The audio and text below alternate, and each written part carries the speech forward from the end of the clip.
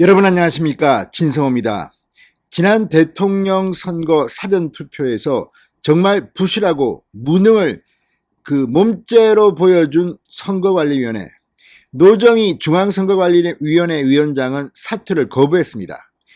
대신 아들 채용 의혹과 관련해서 물의를 빚은 바 있는 이 사무총장이 사퇴했습니다. 또 이 하위직의 간부들을 대거 물갈이했습니다. 이런 식으로 얼렁뚱땅 노정희 선관위원장이 넘어가려는 모양입니다. 그렇지만 그게 쉽게 될지는 좀 더 두고 봐야겠습니다. 자, 문재인 대통령과 윤석열 당선인이 내일 만납니다. 이 두 사람의 회동이 가능하게 한 1등 공신은 최재해 감사원장이라는 해석이 나옵니다. 왜? 지금 두 사람의 만남이 불발된 이유는 인사 때문으로 사람들은 분석합니다. 원래 이 한국은행 총재와 감사위원 2명에 대한 인사가 논란이 됐습니다. 문재인 대통령은 한 달 반이면 물러갈 사람이고 윤석열 당선인은 이제 대통령에 취임하면 일을 5년 동안 해야 합니다. 한국은행 총재의 임기는 4년인데 물러가는 문재인이 이 인사를 하겠다? 게다가 감사위원은 더 심각합니다. 지금 차관급인 감사위원은 7명인데 그중 3명이 문재인 라인입니다. 자, 그런데 지금 2명이 공석인데 이걸 갖다가 이 중 1명만 문재인 대통령이 자기 사람을 심고 가버리면 윤석열 대통령은 이 감사위원을 7명 중 4명을 적과 동침을 해야 합니다. 이게 말이 됩니까? 감사원은 공직기강을 잡는데 정말 중요한 기구입니다. 그런데 이걸 뒤집은 사람이 바로 최재해 감사원장입니다. 지난 인수위 업무보고에서 감사원은 현재 대통령이 차기 대통령과 협의 없이 감사위원을 임명하는 것은 부적절하다는 취지로 답했습니다. 자, 감사원장이 마음만 먹으면 문재인 대통령이 감사위원을 자기 사람으로 추천하더라도 이걸 거부할 권리가 있습니다. 실제 그런 일이 일어났던 적이 있습니다. 지금은 종로구 국회의원이 된 최재형 감사원장입니다. 최재형 감사원장은 정말 대단합니다.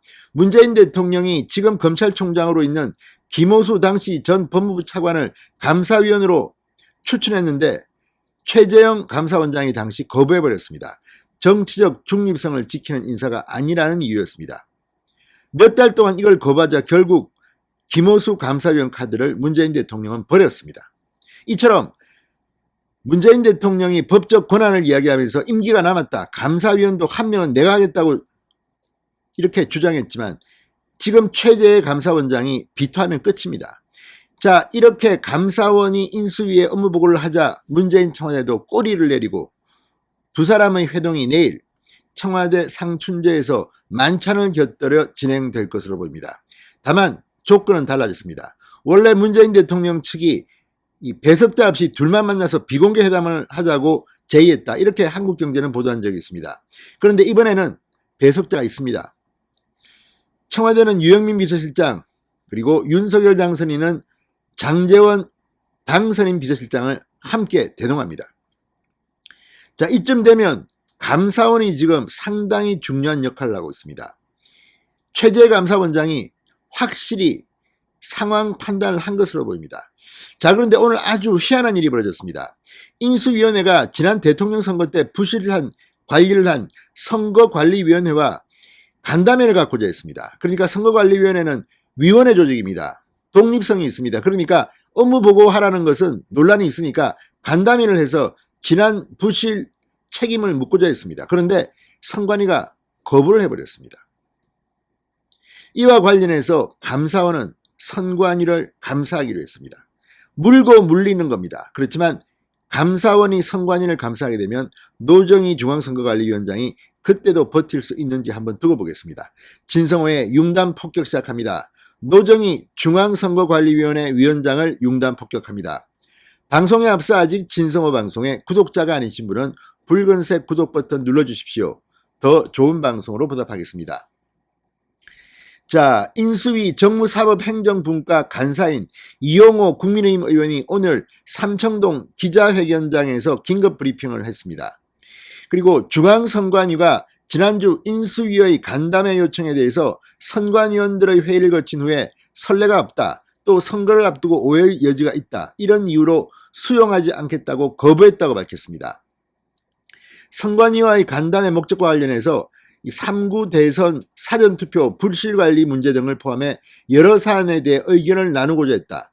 선관위가 응하지 않은 결정에 대해 매우 안타깝고 유감스럽게 생각한다고 말했습니다. 자, 이용호 간사는 6월에 지방선거가 있다는 것을 충분히 알고 있다. 최근 감사원이 인수위 업무보고 과정에서 선관위에 대한 감사 계획을 밝혔다고도 공개했습니다. 이게 무서운 겁니다.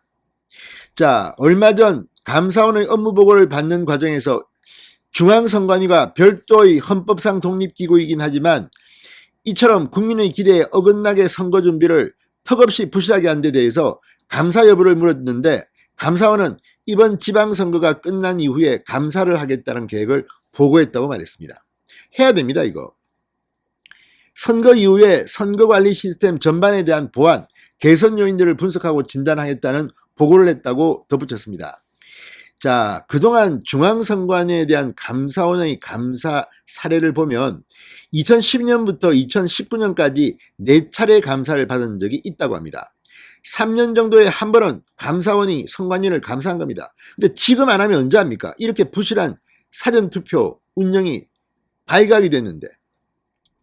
자, 마지막 감사가 2019년 특정감사였다고 하는데 이제 정기감사도 받을 때가 됐다는 감사원의 보고를 받았다고 합니다.